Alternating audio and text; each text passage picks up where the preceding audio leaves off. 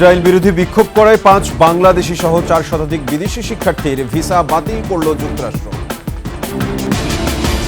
বিক্ষোভে ব্যবসা প্রতিষ্ঠানে ভাঙচুর লুটপাটে সরকার ও আইন শৃঙ্খলা বাহিনী ব্যর্থ বলছে বিএনপি। শেখ হাসিনাকে ফেরাতে আলোচনার সূচনা হয়েছে বললেন প্রধান উপদেষ্টার high representative. Barrister Tureen Afroz 4 দিনের রিমান্ডে, রাষ্ট্রবিরোধী ষড়যন্ত্রের আরেকটি মামলা প্রক্রিয়াধীন। এনবিআরের নৈশ প্রহরী কামরুজ্জামানের অঢেল সম্পদ, স্বজনদের নামে বাড়ি, ব্যবসা প্রতিষ্ঠান।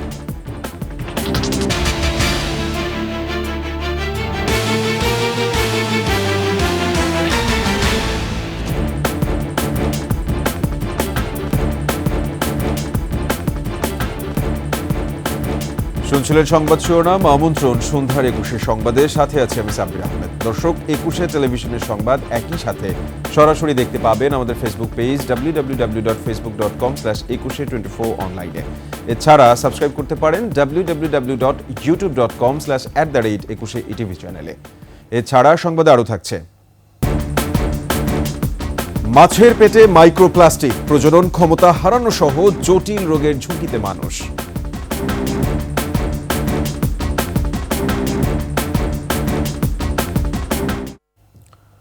গাজায় ইসরায়েলি আগ্রাসনের প্রতিবাদে বিক্ষোভে অংশ নেয় 5 বাংলাদেশি সহ 4 শতাধিক বিদেশি শিক্ষার্থীর স্টুডেন্ট ভিসা বাতিল করেছে যুক্তরাষ্ট্র। বাংলাদেশ ছাড়াও পাকিস্তান এবং বিশেষ করে অন্যান্য মুসলিম সংখ্যাগরিষ্ঠ দেশের শিক্ষার্থীদের ভিসা অপ্রত্যাশিতভাবে বাতিল করে ট্রাম্প প্রশাসন। এতে উদ্বেগ তৈরি হয়েছে বিদেশি শিক্ষার্থীদের মাঝে। আফসারা নীলার ডেস্ক রিপোর্ট। ফিলিস্তিনিদের পক্ষ নেয় এবার সাধারণ শিক্ষার্থীদের ওপর ক্ষোভ ঝাড়লেন মার্কিন প্রেসিডেন্ট ডোনাল্ড ট্রাম্প। 5 বাংলাদেশি সহ বিভিন্ন দেশের প্রায় 400 শিক্ষার্থীর স্টুডেন্ট ভিসা বাতিল করেছে মার্কিন প্রশাসন। দেশটির পররাষ্ট্রমন্ত্রী মার্ক রুবিওর দাবি, ভিসা বাতিল হওয়া বিদেশি শিক্ষার্থীদের অধিকাংশই ফিলিস্তিনিদের পক্ষে আন্দোলন করতে গিয়ে সহিংস কর্মকাণ্ডে জড়িয়ে পড়েছিল। প্রশাসন বিশ্ববিদ্যালয় ও কলেজগুলোর সঙ্গে সমন্বয় করে তাদের চিহ্নিত করে এ সিদ্ধান্ত নেওয়া হয়েছে। Harvard, Stanford, Kent state, UCLA এবং মিশিগানের মতো বিশ্ববিদ্যালয়গুলোর বেশ কিছু শিক্ষার্থীদের ভিসা বাতিল করা হয়েছে। এর মধ্যে চলমান স্নাতকের 12 শিক্ষার্থী যুক্তরাষ্ট্র ছেড়েছেন। হার্ভার্ড বিশ্ববিদ্যালয় কর্তৃপক্ষ জানিয়েছে, ট্রাম্প প্রশাসন যোগাযোগ না করেই শিক্ষার্থীদের ভিসা বাতিল ও গ্রেফতার করছে। এমন ছাত্রদের টার্গেট করা হচ্ছে যারা প্রকাশ্যে ফিলিস্তিনকে সমর্থন করছে বলেও জানায় বিশ্ববিদ্যালয় কর্তৃপক্ষ। ভিসা বাতিল হওয়াদের মধ্যে 5 বাংলাদেশি শিক্ষার্থীদের 2 জনের বাড়ি সিলেট জেলায়, 2 জন ঢাকা ও 1 জনের বাড়ি বগুড়ায়। আফসানা নীলা, ডেস্ক রিপোর্ট, 21 টেলিভিশন। ইসরায়েল বিরোধী বিক্ষোভে দেশের বিভিন্ন স্থানে ব্যবসা প্রতিষ্ঠানে ভাঙচুর ও লুটপাটের নিন্দা জানিয়েছে বিএনপি। দলের স্থায়ী কমিটির সদস্য সালাউদ্দিন আহমেদ বলেছেন, সরকার ও আইন শৃঙ্খলা রক্ষাকারী বাহিনীর ব্যর্থতা লক্ষণীয়।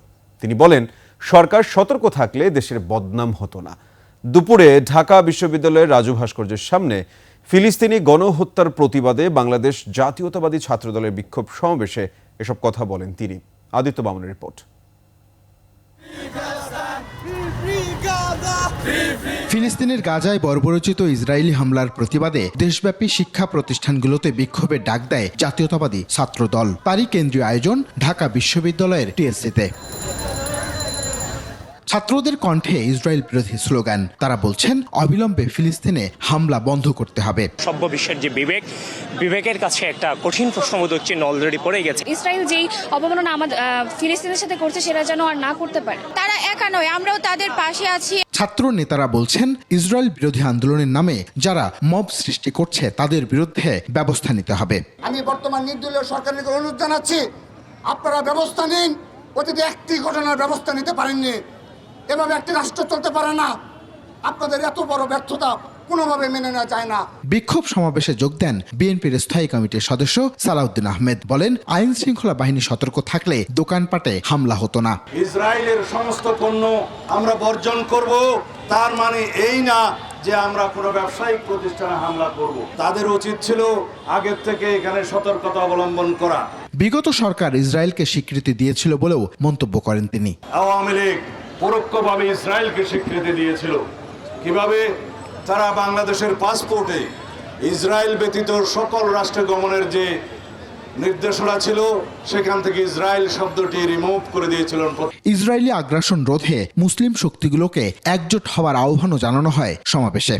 মুসলিম বিশ্বের যারা মোড়ল তাদের প্রতি আহ্বান জানাই। আদিত্য মামুন, 21 টেলিভিশন, ঢাকা। এদিকে গাজায় ইসরায়েলি বাহিনীর নির্মম হত্যাযজ্ঞের প্রতিবাদে দেশের বিভিন্ন স্থানে বিক্ষোভ হয়েছে। ছাত্রদল সহ বিভিন্ন সংগঠনের আয়োজনে এসব কর্মসূচি থেকে ইসরায়েলি পণ্য বর্জনের আহ্বান জানানো হয়।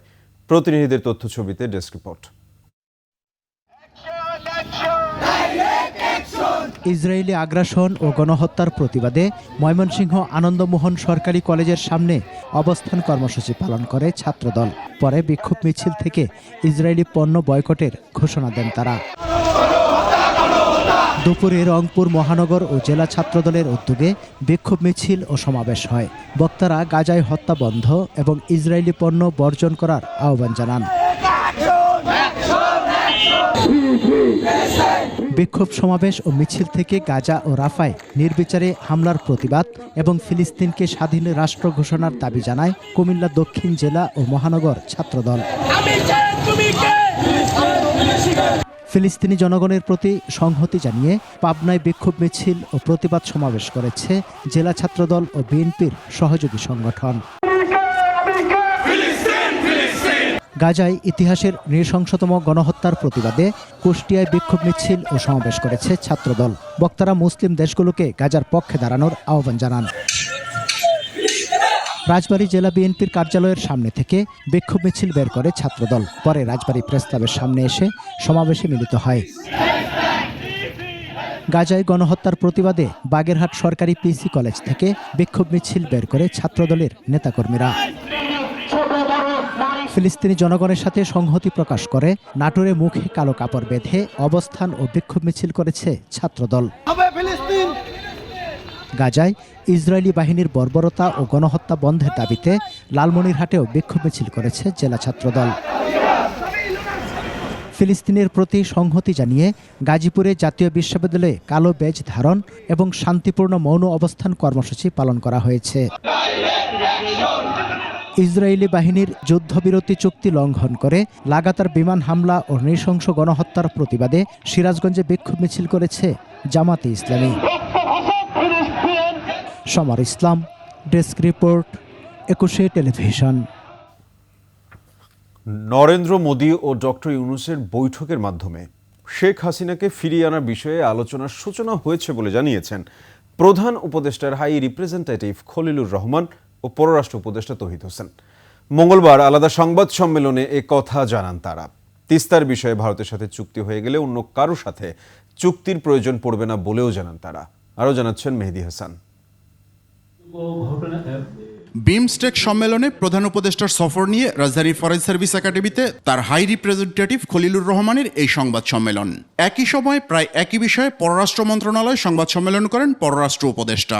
উভয়ের কাছে প্রশ্ন ছিল শেখ হাসিনাকে ফেরত চাওয়ার বিষয়ে ভারতের প্রধানমন্ত্রী নরেন্দ্র মোদী কি বলেছেন। এ বিষয়ে কৌশলী জবাব তাদের। এটা নিয়ে চূড়ান্ত কোনো কথাবার্তা হয়নি, কাজে আমরা এটাকে এখানেই রাখি। আমরা তো তাদের কাছে চেয়েছি যে ফেরত দেওয়া হোক, তাকে বিচারের সম্মুখীন করার জন্য। শেখ হাসিনার প্রত্যর্পণ আমরা সেই রিকোয়েস্ট করেছি, আমরা এই বিষয়ে দুপক্ষ কাজ করবে। শ্রী নরেন্দ্র মোদী স্পষ্টভাবে বলেছেন তারা বাংলাদেশের সঙ্গে যে সম্পর্ক সেটা কোনো ব্যক্তি বা দলের সম্পর্ক নয়। গঙ্গা পানি চুক্তি ও তিস্তা পানি চুক্তির আলোচনা নিয়ে অগ্রগতি হয়েছে বলেও জানান তারা। ভারতের সাথেও সহযোগিতা সম্ভব, চীনের সাথেও সম্ভব, কোনোটাতেই কোনো বাধা নেই।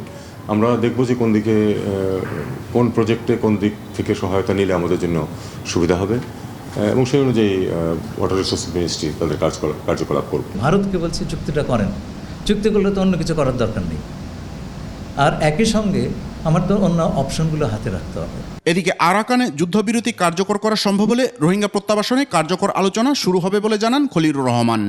হিউম্যানিটেরিয়ান সাপোর্ট যখন আমরা জাতিসংঘ যখন দেবে, যেটাতে আমরা সাহায্য করব, সেই সময়টাতে দুই পক্ষই যুদ্ধাবস্থা পরিহার করবে।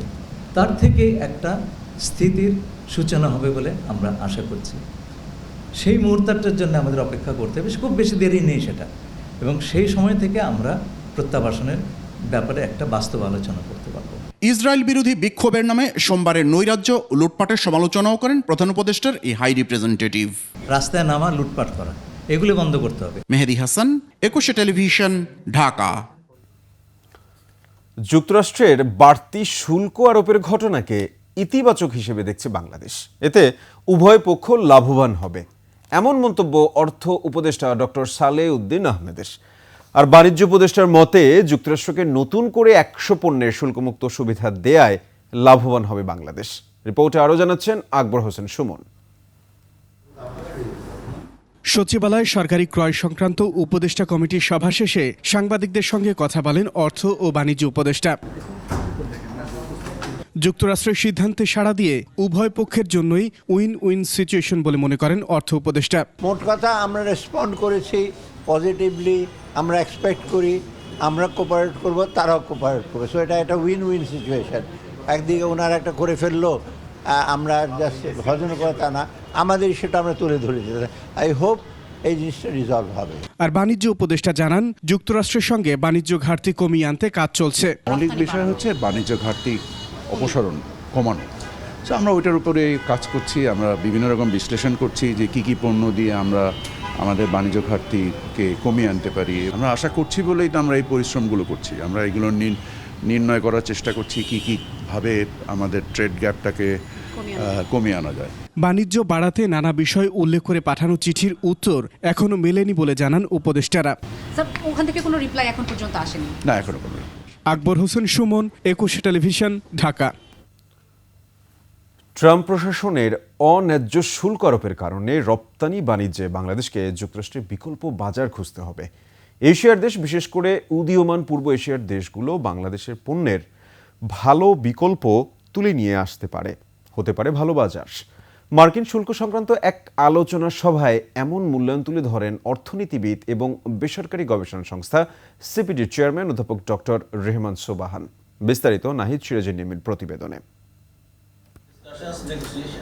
বিদ্যমান বৈশ্বিক প্রেক্ষাপটে বাণিজ্য ও শুল্ক নীতির ফাঁকফোকর ও করণীয় নিয়ে পলিসি রিসার্চ ইনস্টিটিউট PRI এর এই সেমিনার।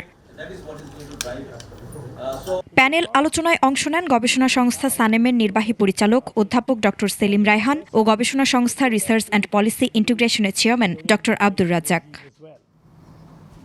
সেমিনারে অর্থনীতিবিদ এবং বেসরকারি গবেষণা সংস্থা সিপিডির চেয়ারম্যান অধ্যাপক রেহমান সোবহান ট্রাম্প প্রশাসনের শুল্ক আরোপের সমালোচনা করেন, পরামর্শ দেন রপ্তানি বাণিজ্যে বাংলাদেশকে যুক্তরাষ্ট্রের বিকল্প বাজার খুঁজে বের করতে। We cannot just view this tariff issue in a narrow context. It is part of major global changes which have been going on in the nature of the global economy. And the substantive elements of these changes are the relocation of competitive advantage across the global system. President Trump বাণিজ্যের বিষয়টিকে এখন অস্ত্রে রূপান্তরিত করেছে বলেও মন্তব্য করেন doctor Rehman Sobhan. We are being part of the weaponization of the global trading system, which means that the whole notion that we lived in a world where market forces would become a major factor in determining international economic relations has now progressively moved away. Nahid Siraji Nimmi, Ekushey television, Dhaka. আন্তর্জাতিক অপরাধ ট্রাইব্যুনালের সাবেক prosecutor barrister Turin আফরোজকে 4 দিনের remand দিয়েছে আদালত। উত্তরার নিজ বাসা থেকে গ্রেপ্তারের পর দুপুরে আদালতে হাজির করে 10 দিনের রিমান্ড আবেদন করে পুলিশ। আন্তর্জাতিক অপরাধ ট্রাইব্যুনালে প্রসিকিউটর থাকার সময় 71 যুদ্ধাপরাধ বিচার কার্যে বিতর্কিত ভূমিকা ছাড়াও জামায়াতের কর্মী সাজিয়ে নিজ মাকে বাড়ি ছাড়া করার মতো গুরুতর অভিযোগ রয়েছে তার বিরুদ্ধে। আরও জানাচ্ছেন সিরাত আল মুস্তাকিম। ব্যারিস্টার তুরিন আফরোজ পেশায় আইনজীবী, শিক্ষক, নানা রকম কর্মকাণ্ডে যুক্ত হয়ে বিতর্কে জড়িয়েছেন কর্মজীবন থেকে শুরু করে ব্যক্তিগত জীবনে। 71 যুদ্ধাপরাধ বিচারে আন্তর্জাতিক অপরাধ ট্রাইব্যুনালে প্রসিকিউটর থাকার সময় জামায়াতের প্রয়াত আমির গোলাম আজম ও বিএনপির প্রয়াত নেতা সালাউদ্দিন কাদের চৌধুরী মামলা পরিচালনায় বিতর্কিত ভূমিকার অভিযোগ তার বিরুদ্ধে। 2017 সালে এনএসআই ও পাসপোর্ট অধিদপ্তরের সাবেক মহাপরিচালক মোহাম্মদ ওয়াহিদুল হকের যুদ্ধ অপরাধের বিচার পরিচালনা করতে গিয়ে তার সঙ্গে গোপন আতাতের অভিযোগে ট্রাইব্যুনাল থেকে বাধ্যতামূলক অপসারণ করা হয় তুরিন আফরোজকে। তুরিন আফরোজ আমার মাকে নিজ মাকে জামাতের রুকন সাজিয়ে 2018 সালে বাড়ি থেকে বের করে দিয়ে সম্পত্তি দখলের মতো ভয়ঙ্কর অভিযোগ রয়েছে তুরিনের বিরুদ্ধে।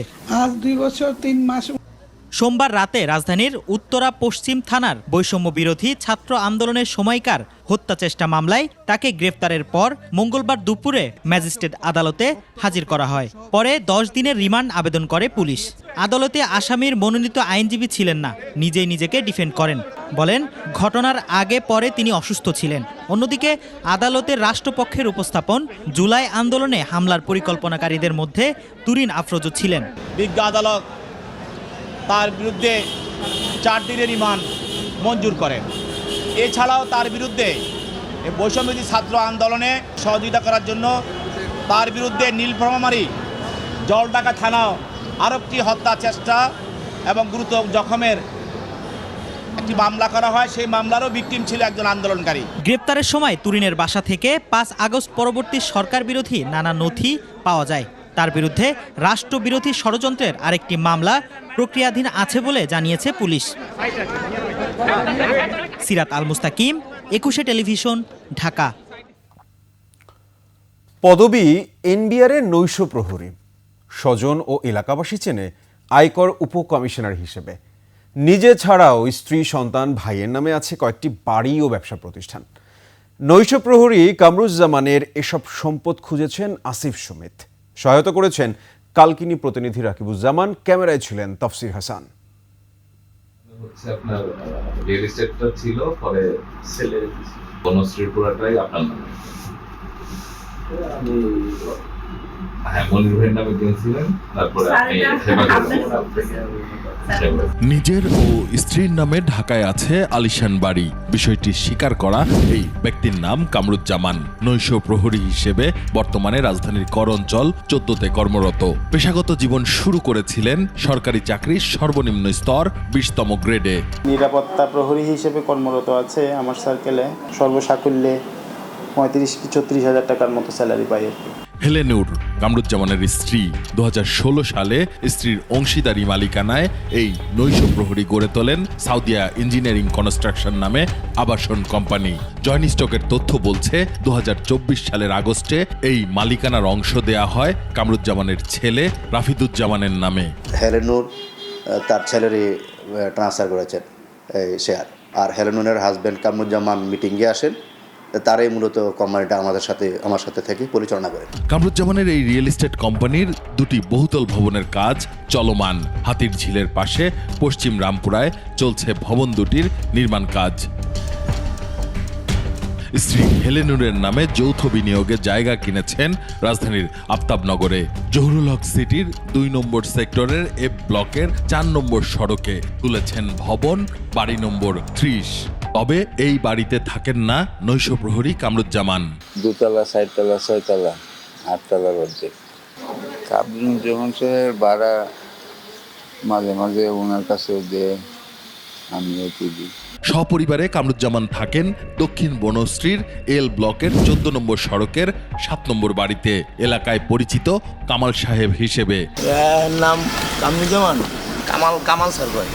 বাড়ির গ্যারেজে আছে কথিত এই কামাল সাহেবের পরিবারের ব্যবহৃত টয়োটা প্রেমিও বিলাসবহুল গাড়ি। 10 তলা ভবনটির সবচেয়ে উপরের তলায় থাকেন কামরুজ্জামান ওরফে কামাল সাহেব।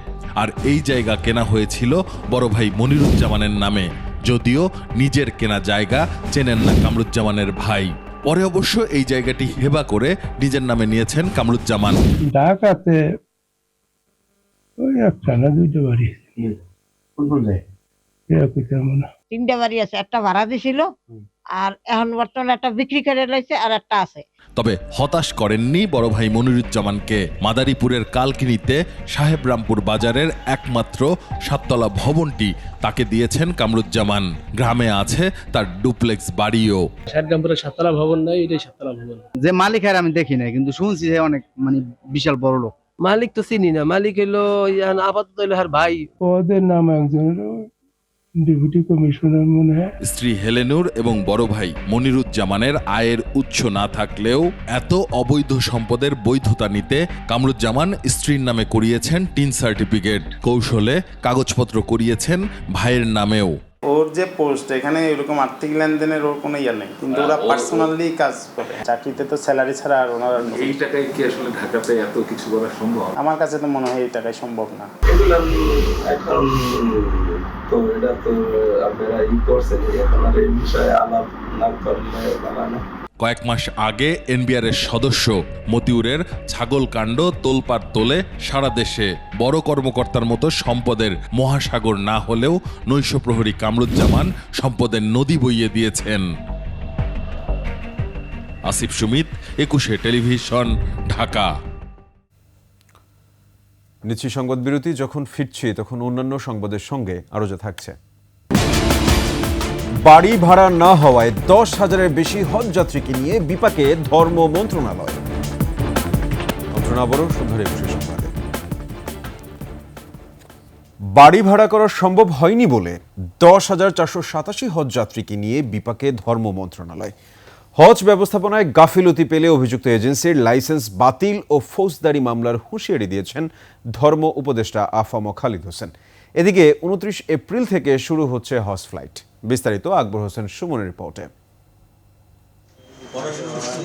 মক্কায় 7,274 জন এবং মদিনায় 3,213 জন হজ যাত্রীর বাড়ি ভাড়া চূড়ান্ত না হওয়ায় শঙ্কা দেখা দিয়েছে।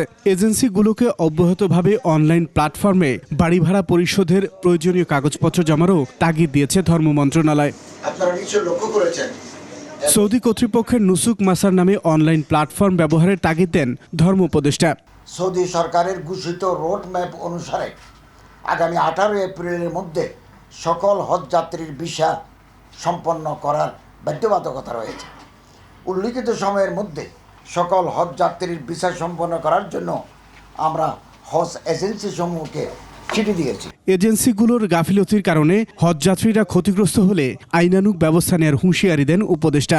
এবছর যে সমস্ত এজেন্সির অব্যবস্থাপনার কারণে, অবহেলার কারণে, মন্ত্রণালয়ের অর্ডার, সৌদি সরকারের ডেডলাইন ক্যারি আউট না করার কারণে কোনো হাজি যদি হজে যেতে ব্যর্থ হন, তাহলে সে সমস্ত এজেন্সির বিরুদ্ধে আমরা আইনানুগ ব্যবস্থা নেব। আইনানুগ ব্যবস্থার মধ্যে আছে তাদের লাইসেন্স আমরা বাতিল করে দেব, তাদের যেটা জামানত আছে সেটা বাজেয়াপ্ত করব এবং তাদের বিরুদ্ধে ফৌজদারি মামলা আমরা দায়ের করব। সরকারি মাধ্যমে এবার 5,200 হজ যাত্রীর নিবন্ধন হয়েছে। আকবর হোসেন সুমন, 21 টেলিভিশন, ঢাকা।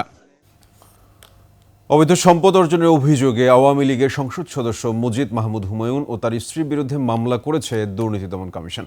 এছাড়াও জনতা ব্যাংক থেকে 115 কোটি টাকা আত্মসাতের অভিযোগে 5 জনের বিরুদ্ধে মামলা করেছে দুদক। বিস্তারিত সুমাইয়া খানের রিপোর্টে।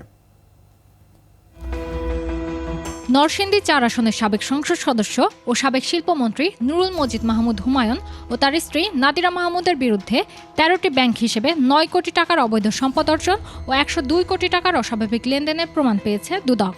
হয়েছে মামলা। নুরুল মজিদ মাহমুদ হুমায়ুন, মিসেস নাদিরা মাহমুদ অসঙ্গতিপূর্ণ সম্পদের মালিকানা অর্জনপূর্বক বুক দখলে রাখার অপরাধ অনুসন্ধানকালে প্রমাণিত হয় তাদের দুজনের বিরুদ্ধে মামলা রুজুর সিদ্ধান্ত গৃহীত হয়েছে। ব্রিফিংয়ে দুদক মহাপরিচালক জানান, জনতা ব্যাংক থেকে 115 কোটি টাকা আত্মসাতের প্রমাণ পাওয়ায় সুপ্রভ মিলান্স স্পিনিং মিলের এমডি জালাল উদ্দিন সহ 5 জনের বিরুদ্ধে মামলা হয়েছে।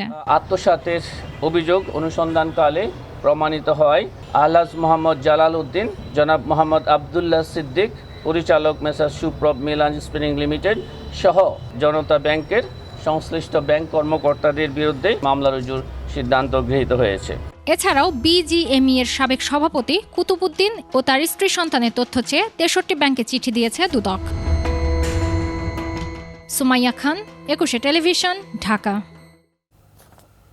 চট্টগ্রামে জুলাই আগস্ট গণহত্যায় সাবেক সংসদ সদস্য ফজলে করিমকে 16 এপ্রিল সেফ হোমে জিজ্ঞাসাবাদের অনুমতি দিয়েছে ট্রাইব্যুনাল। একই সঙ্গে ফজলে করিমের জামিন শুনানি 20 এপ্রিল নির্ধারণ করেছে ট্রাইব্যুনাল। এছাড়া যুবলীগ নেতা ফিরোজকে গ্রেফতার দেখিয়ে কারাগারে পাঠানোর আদেশ দিয়েছে ট্রাইব্যুনাল। চেয়ারম্যান বিচারপতি গোলাম মর্তুজা মজুমদারের নেতৃত্বে 3 সদস্যের ট্রাইব্যুনাল এ আদেশ দেন। এদিকে আশুলিয়ায় লাশ পোড়ানোর মামলায় পুলিশ কর্মকর্তা আব্দুল্লাহ আল কাফি, শহীদুল ইসলাম, আরাফাত হোসেনকে গ্রেফতার দেখানোর আবেদন মঞ্জুর করে 15 এপ্রিল হাজিরের নির্দেশ দেন ট্রাইব্যুনাল। আমরা নীতিগতভাবে বাংলাদেশের যে চলমান গণ হত্যা বলেন অথবা ক্রাইমস অ্যাগেনস্ট হিউম্যানিটি যে মামলাগুলো আছে, আমরা বাংলাদেশের এই ট্রাইব্যুনালেই এই বিচার করার ব্যাপারে আমাদের সিদ্ধান্ত রয়েছে। আমরা কোনো অবস্থাতেই এই বিষয়টি আইসিসিতে প্রেরণ করতে চাই না, এটা আমাদের সম্মিলিত সিদ্ধান্ত। উনি হয়তো কোনো একটা অন্য কোনো বিষয়ের বিবেচনায় হয়তো এটা বলেছেন, তার সাথে আমাদের কথা হয়নি। তো আমরা চাই আইসিসি যদি আমাদেরকে টেকনিক্যাল সাপোর্ট দেয়, এইখানে বিচার হবে, তারা আমাদের বিভিন্ন টেকনিক্যাল সাপোর্ট দেবেন, সেটা অবশ্যই আমরা গ্রহণ করব। চৈত্র সংক্রান্তি ও বাংলা বর্ষবরণে কোনো নিরাপত্তা হুমকি নেই। সারা দেশে নির্বিঘ্নে উৎসব উদযাপনের নিরাপদ পরিবেশ নিশ্চিত করবে আইনশৃঙ্খলা বাহিনী। শৃঙ্খলা কমিটির বৈঠক শেষে আশ্বস্ত করেছেন স্বরাষ্ট্র উপদেষ্টা জাহাঙ্গীর আলম চৌধুরী। তবে মঙ্গল শোভাযাত্রা নামকরণের সিদ্ধান্ত ঢাকা বিশ্ববিদ্যালয় কর্তৃপক্ষের বলে জানিয়েছেন সংস্কৃতি উপদেষ্টা। বিস্তারিত আকবর হোসেন সুমনের রিপোর্টে। সচিবালয়, স্বরাষ্ট্র মন্ত্রণালয়ে চৈত্র সংক্রান্তি ও বাংলা নববর্ষ উদযাপন নিয়ে শৃঙ্খলা কমিটির বৈঠকে পয়লা বৈশাখ, রমনার বটমূলে বর্ষবরণ উৎসব, শোভাযাত্রা ও রবীন্দ্র সরোবর সহ দেশ জুড়ে সাংস্কৃতিক আয়োজনের নিরাপত্তা নিয়ে আলোচনা হয়। সভা শেষে নিরাপত্তা নিশ্চিতে কঠোর অবস্থান তুলে ধরেন স্বরাষ্ট্র উপদেষ্টা। ডিএমপি কমিশনার কিন্তু এই ঢাকার ক্ষেত্রে সিদ্ধান্ত দেবে, অন্যান্য জেলাগুলির ক্ষেত্রে জেলা পুলিশ যারা আছে তারা সিদ্ধান্ত দেবে, অন্যান্য মেট্রোপলিটন এলাকায় মেট্রোপলিটন পুলিশেরা সিদ্ধান্ত দেবে। এটা তো শুধু ঢাকায় অনুষ্ঠানটা হচ্ছে না, এটা তো পুরো বাংলাদেশে অনুষ্ঠানটা হচ্ছে। এখন যার যার এলাকায় তারা তাদের এই থ্রেট বা অন্য কিছু দেখে তারা সিদ্ধান্তটা দেবে। মঙ্গল শোভাযাত্রার নাম পরিবর্তন প্রসঙ্গটি আয়োজক কমিটির উপর সিদ্ধান্ত বলে জানান সংস্কৃতি উপদেষ্টা। ঢাকা বিশ্ববিদ্যালয় শোভাযাত্রাটা আয়োজন করে, এটা নেতৃত্বে তারা থাকে, তারা এটা সিদ্ধান্ত নেবেন। এখন সরকার এটা নিয়ে ভাবছে কিনা, সরকার তো সারা দেশ নিয়ে ভাবে, সারা দেশের মধ্যে তো ঢাকা বিশ্ববিদ্যালয় আছে, সকল কিছুই আছে, সরকার কেন ভাববে না? নিশ্চয় ঢাকা বিশ্ববিদ্যালয় সিদ্ধান্ত নেবে 10 তারিখে জানাবে। এদিকে সারা দেশে প্রতিবাদের নামে ব্যবসা প্রতিষ্ঠান ভাঙচুরের মতো ঘটনা প্রতিরোধে সজাগ দৃষ্টি রাখার আশ্বাস দেন স্বরাষ্ট্র উপদেষ্টা। ওই দিনও যেন ঘটনাটা না ঘটে আমরা চেয়েছি, এবং ভবিষ্যতে যেন এই ধরনের ঘটনা না ঘটে, এই জন্য আমরা সবসময় সচেষ্ট থাকবো। আকবর হোসেন সুমন, 21 টেলিভিশন, ঢাকা। পুরনো ব্রহ্মপুত্র নদের পানি ও মাছের পেটে মিলেছে মানবদেহের জন্য অত্যন্ত ক্ষতিকারক মাইক্রোপ্লাস্টিকের উপস্থিতি। বাংলাদেশ, ভারত ও ভুটানের বিজ্ঞানীদের যৌথ গবেষণায় এ তথ্য উঠে এসেছে। চিকিৎসকরা বলছেন, মাইক্রোপ্লাস্টিক মানুষের দেহে গেলে প্রজনন ক্ষমতা হারানো সহ জটিল রোগের ঝুঁকি রয়েছে। ময়মনসিংহ বিভাগীয় প্রতিনিধি আতর রহমান জুয়েলের তথ্যচিত্রে ডেস্ক রিপোর্ট। প্লাস্টিকের যেসব কণার আকার 5 মিলিমিটারের চেয়ে কম, সেগুলোকে মাইক্রোপ্লাস্টিক বলা হয়। আর প্লাস্টিকের এই ক্ষুদ্র কণাগুলো জলবায়ু ও পরিবেশকে গ্রাস করে ফেলায় প্রাণী জগতের জন্য তা রীতিমতো হুমকি হয়ে দাঁড়িয়েছে। উদ্বেগের বিষয় হলো, ব্রহ্মপুত্র নদের প্রতি বর্গ কিলোমিটার পানিতে 25 লাখের অধিক ভাসমান এবং তলদেশের প্রতি কেজি কাদায় মিলেছে 450 মাইক্রোপ্লাস্টিক। উজান থেকে নিচের দিকে এর পরিমাণ আরও বেশি। সম্প্রতি আন্তঃরাষ্ট্রীয় সংস্থা Asia Pacific network for global change রিসার্চের অর্থায়নে বাংলাদেশ কৃষি বিশ্ববিদ্যালয়ের শিক্ষক ডক্টর হারুনুর রশিদের গবেষণায় এসব তথ্য উঠে এসেছে। Based on shape, size and color also, we have categorized the microplastics that we have collected during the sample.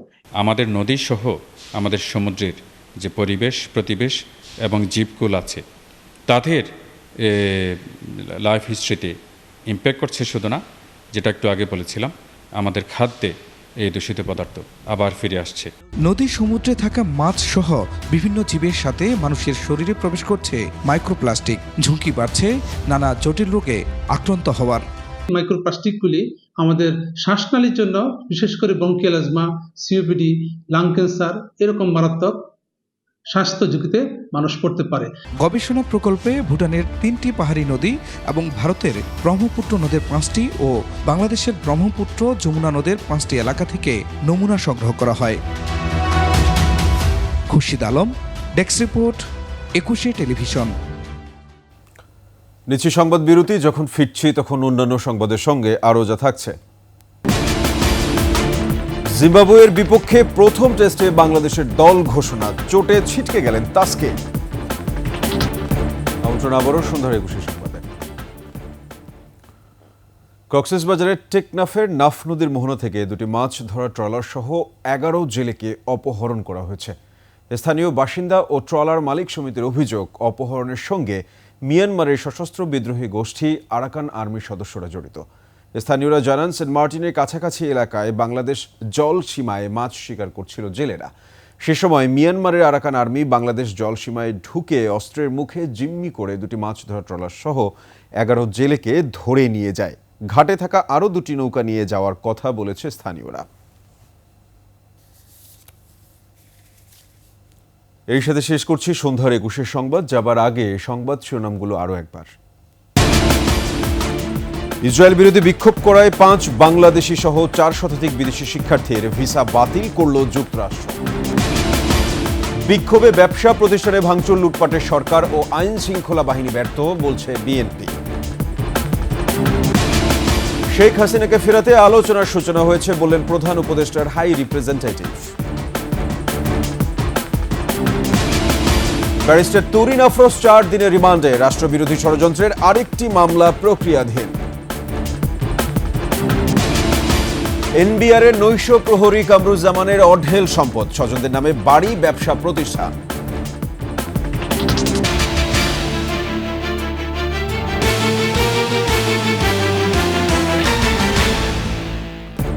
দর্শক, সর্বশেষ সংবাদ জানতে ডায়াল করুন 202 নম্বরে, আর ভিজিট করুন equity-tv.com এই ওয়েবসাইটে। ফেসবুকে ভিজিট করতে পারেন www.facebook.com/2124 অনলাইনে। এছাড়া সাবস্ক্রাইব করতে পারেন www.youtube.com/@21etv চ্যানেলে। এতক্ষণ সঙ্গে থাকার জন্য সবাইকে ধন্যবাদ। পরবর্তী সংবাদ রাত 9টায় দেখার আমন্ত্রণ রইল। 21-এর সাথেই থাকুন।